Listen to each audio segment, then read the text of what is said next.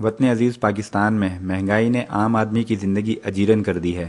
زندگی گزارنے کی بنیادی ضروریات اس کی پہنچ سے دور ہو چکی ہیں۔ جسم اور جان کا رشتہ برقرار رکھنا مشکل ہو گیا ہے۔ عام آدمی کے لیے زندگی ایک بوجھ اور عذاب بن کر رہ گئی ہے۔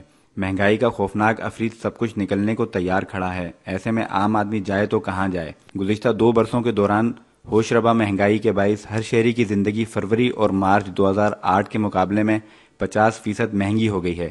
موجودہ حکومت کے دور میں بد انتظامی روایت بن چکی ہے۔ امریکی ڈالر روپے کے مقابلے میں 60 روپے سے بڑھ کر 85 روپے کی حد تک جا پہنچا ہے۔ عام شہری کی زندگی بد سے بدتر ہو چکی ہے۔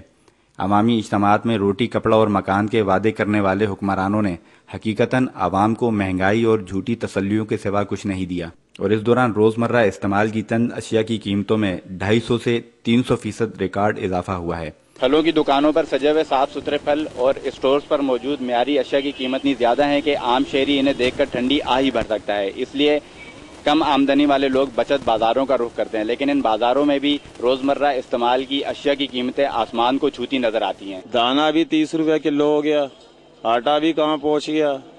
اس کے بارے میں پورا کراچی پورا پاکستان جانتے ہیں مہنگائی کتنے ہو گئے۔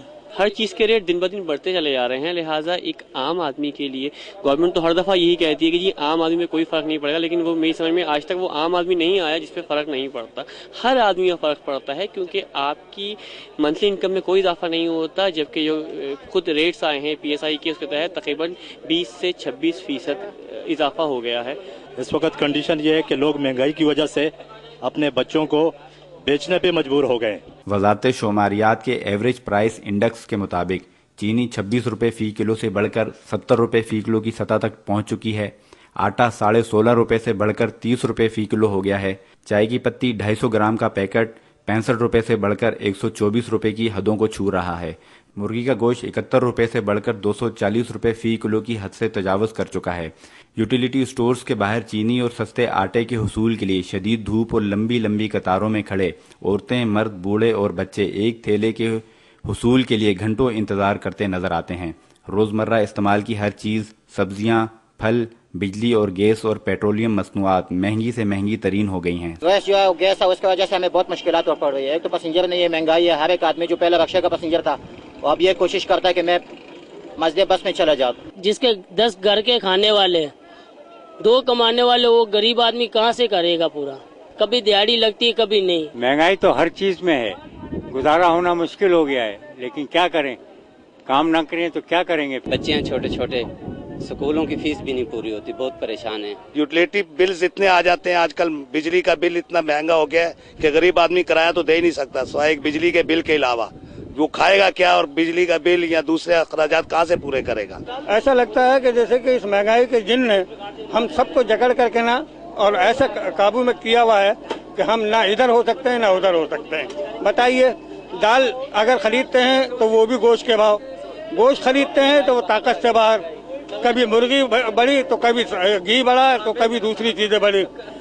تنخواہیں یا مزدوریاں یا آمدنی اتنی ہے نہیں، جس کی وجہ سے مطلب یہ کہ اور بے حد پریشانیاں ہو رہی ہیں۔ سرکاری اعداد و شمار کے مطابق اس عرصے کے دوران کھانے پینے کی اشیاء کی قیمتوں میں بھی زبردست اضافہ ہوا ہے۔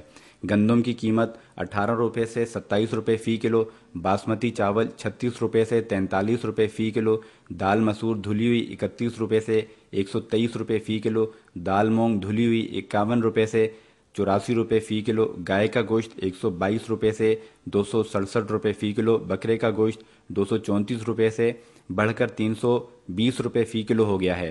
اسی طرح انڈے 62 روپے سے 80 روپے فی درجن، درمیانے سائز کی ڈبل روٹی 19 روپے سے 26 روپے، دودھ 34 روپے سے 50 روپے فی کلو، گڑ 31 سے 73 روپے، لال مرچ پاؤڈر 133 روپے سے 167 روپے، آلو 11 روپے سے 17 روپے فی کلو، پیاز 12 روپے سے 25 روپے فی کلو کی حدوں کو چھو رہے ہیں۔ 2007-08 میں اقتصادی ترقی کی شرح 4.1% سے گر کر 3.4% کی سطح تک آ گئی ہے۔ GDP کے مقابلے میں قرضوں کی شرح 60% کے قریب پہنچ چکی ہے۔ ماہر معاشیات شاہد حسن صدیقی نے اس حوالے سے بتایا کہ 80 سے زائد مشیر آمدن کے لیے ٹیکسوں پر انحصار بااختیار افراد کو قرضوں کی معافی، کرپشن اور شاہانہ اخراجات مہنگائی کا سبب ہیں۔ نااہلی اور ایڈہاکزم پر مبنی معاشی پالیسیاں ملک کو سالانہ 18 کھرب روپے کا نقصان پہنچا رہی ہیں، جسے پورا کرنے کے لیے 13 کھرب روپے ٹیکس کی صورت میں عوام سے وصول کیے جاتے ہیں۔ شاہد حسن صدیقی کا کہنا تھا وزراء اور مشیروں کی فوج ظفر موج سے نجات، ذخیرہ اندوزی کا خاتمہ، کمیشن وصولی کی خاطر درآمدات و برآمدات سے احتراز اور بینکوں سے گاڑی و ایئر کنڈیشن کے بجائے زراعت و روزگار کے لیے قرضوں کی آسان شرائط پر فراہمی عام آدمی کو زندہ رہنے کا موقع دے سکتی ہیں، لیکن اس کے لیے عوام کو بیدار ہو کر پرامن احتجاج کا راستہ اختیار کرنا ہوگا۔